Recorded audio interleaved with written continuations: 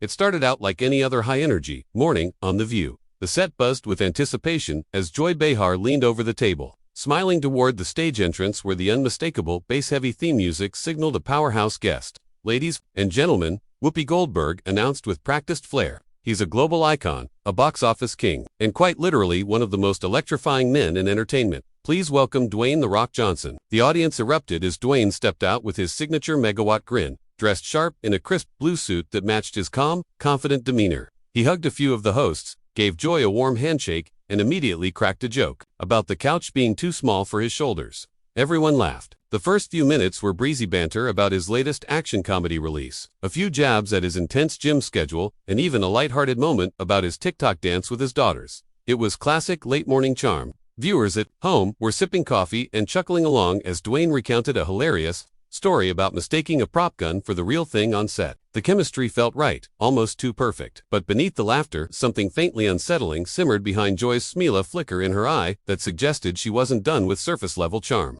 She was waiting for her moment, and Dwayne, perhaps lulled by the show's friendliness, didn't see the turn coming.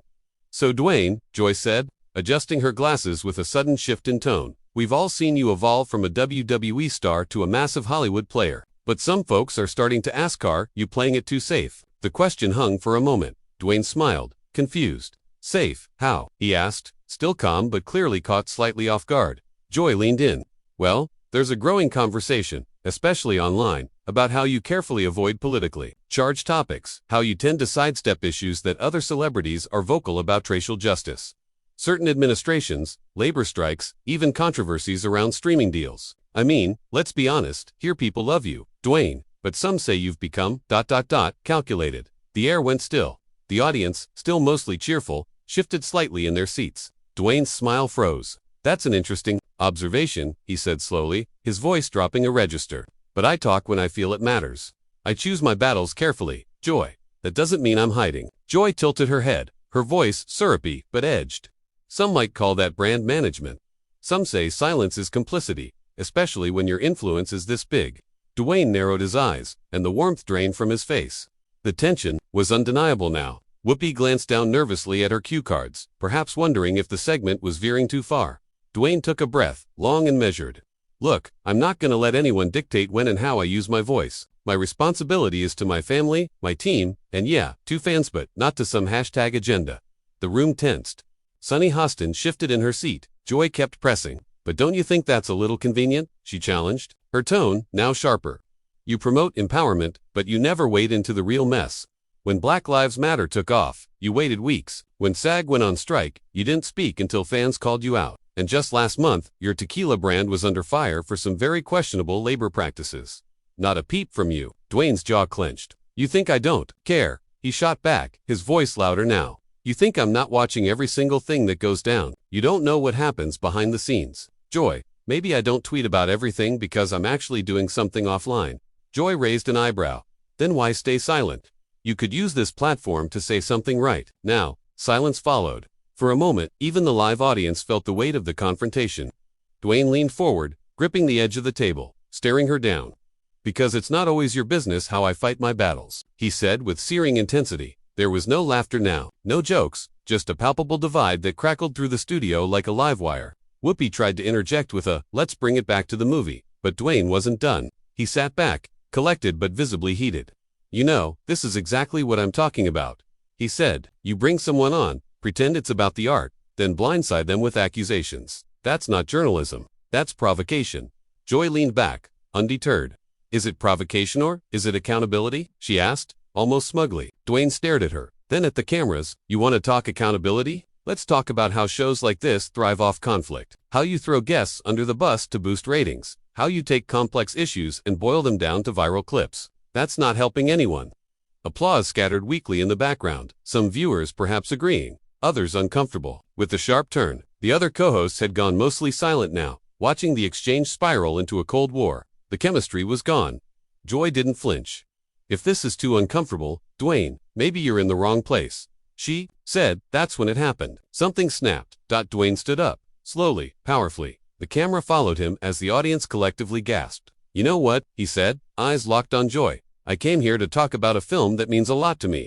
I came here with respect, But if this is what you wanted, a confrontation, a viral moment, congrats, you got it. Joy tried to respond, but Dwayne raised a hand. Save it. He looked at Whoopi and offered a brief, respectful nod. Whoopi, thank you. Always had respect for you. He glanced at the other co-hosts, pausing briefly at Sunny. This isn't what I signed up for. Then, without another word, he turned and walked off set. The camera cut to Joy, who tried to brush it off with an awkward chuckle. Well, I guess The Rock just rolled out, she said, but her smile was forced. The audience was still stunned. Whoopi looked around, unsure whether to cut the commercial or try and salvage the segment. The control room scrambled behind the scenes. Producers whispered urgently. Meanwhile, on social media, the clip of Dwayne standing up, eyes blazing, was already going viral. The hashtag #RockStormsOff was trending within minutes. Backstage, Dwayne walked briskly past crew members, his phone buzzing with incoming messages. His publicist trailed behind, trying to defuse the situation. Let's not say anything yet, she whispered. Let the network handle the press angle. Dwayne didn't answer. He stopped briefly near the loading dock, looking up at the morning sky. His expression was unreadable, part fury, part disappointment. A stagehand offered him a water bottle, which he declined. I'm tired of this fake civility, he muttered. They smile, they laugh, then ambush you on live TV. I've done this for years. And every time I try to keep it professional, but not today. Meanwhile, inside the studio, Joy was already spinning the moment. He's a great actor, but not everyone's cut out for real conversation, she said on air. But the crowd didn't laugh. In fact, some members even booed. Whoopi gave her a sharp look. Maybe we crossed a line, she said quietly, more to herself than to Joy. The show cut to a commercial, leaving the moment hanging in unresolved tension. Within hours, the internet erupted. Clips of the exchange were shared across every platform: TikTok, Instagram, Twitter, YouTube. Some called Joy courageous, others branded her as antagonistic. Most, however, sided with Dwayne, praising his composure and calling out The View for what they saw as a gotcha tactic. Celebrities began weighing in. Kevin Hart tweeted, "My brother at Tharak handled that better than I would have." Ava DuVernay posted a clip with the caption, "This is what happens when you push people to perform outrage for views." Media outlets jumped on the story. CNN covered it. TMZ ran a breaking banner. Even NPR weighed in, discussing the ethics of confrontational media. Meanwhile, Dwayne stayed mostly silent. Just a single tweet that read, "Respect isn't optional." It was retweeted over 1 million times in 24 hours. That moment, the look in his eye, the bite in his voice, the quiet exit captivated everyone. Suddenly, it wasn't just about a morning show clash. It was about integrity, about public performance, about the limits of civility in modern media. Producers at The View were now in damage control. Internal emails leaked revealing tension between the hosts about the segment's direction. One email, allegedly from a senior producer, read, "This isn't what we briefed him on." He was blindsided. Joy, meanwhile, doubled down, appearing on a podcast the next day to defend her line of questioning. "I wasn't attacking him," she said. "I was holding him accountable. If people can't handle the truth, that's not my fault." But her tone only fueled the backlash. Former guests of the show began to speak out. A-list actors, directors, even former politicians recounted their own tense moments with Joy Behar. "She has a knack for finding the sore spot," one actor said anonymously, and twisting it. As the controversy ballooned, ABC remained mostly quiet, issuing a brief statement affirming their support for free dialogue and respectful disagreement. But ratings took a hit. By the end of the week, producers were scrambling to book a guest who could calm the waters or at least shift the headlines. Yet nothing could eclipse that moment. That sharp turn from charm to chaos. That walk-off that became a symbol. In homes across America, people argued over breakfast tables and in office break rooms. Was Dwayne too sensitive, or had he simply had enough? Was Joy brave, or just playing to... Yet nothing could eclipse that moment. That sharp turn from charm to chaos. That walk-off that became a symbol. In homes across America, people argued over breakfast tables and in office break rooms. Was Dwayne too sensitive, or had he simply had enough? Was Joy brave, or just playing to the camera? The truth, like always, lay somewhere in between. But one thing was certain: the moment refused to be buried. Every rewatch added another layer, another interpretation. Some saw defiance, others dignity. And for Dwayne, who had always mastered his public persona with immaculate control, it revealed something raw, something real. It wasn't about politics or press, it was about principle, and that made all the difference. In the days following Dwayne Johnson's explosive exit from The View, the media landscape became a battlefield. News anchors replayed the footage on a loop. Commentators dissected every frame: his clenched jaw, Joy's calculated phrasing, the piercing silence from the other hosts. It became more than a television moment. It morphed into a cultural event. Editorials titled, "When Silence Isn't Neutral," and The Rock's realist role yet flooded the digital sphere. Networks scrambled to book Dwayne for exclusives. He declined them all. His silence, ironically, spoke louder than anything he could have said in interviews. Meanwhile, Joy Behar remained defiant, making appearances on late-night shows where she played it off with sarcastic quips. He left faster than one of his movie plot lines. But the laughter was thinner now, hollow. Viewers sensed something deeper had ruptured. Behind the scenes, sources leaked that tensions within the View team had reached a boiling point. Producers were allegedly blindsided by Joy's sudden pivot to the personal during what was marketed as a promo segment. Whoopi was reportedly furious off camera, caught between loyalty to her co-host and disappointment over how it had unfolded. Amid the chaos, Dwayne finally surfaced not on a talk show, but through a surprise Instagram live video from his personal gym, Iron Paradise. The lighting was dim, his tone was firm but calm. "I've stayed quiet out of respect," he began, wiping sweat from his brow. "But I want to speak, not to defend myself, but to speak for something bigger than myself." He went on to address the moment head-on. What happened on that show? It wasn't an attack, it was a symptom of a bigger issue. We live in a world where people want gotchas, not growth, where they want outrage instead of honesty. He didn't name Joy, but he didn't have to. "You want to ask me about integrity? About silence? Fine, I've been silent when I donated privately to mental health programs, when I flew out families affected by fires, when I paid off a crew member's hospital bills. I didn't do it for applause."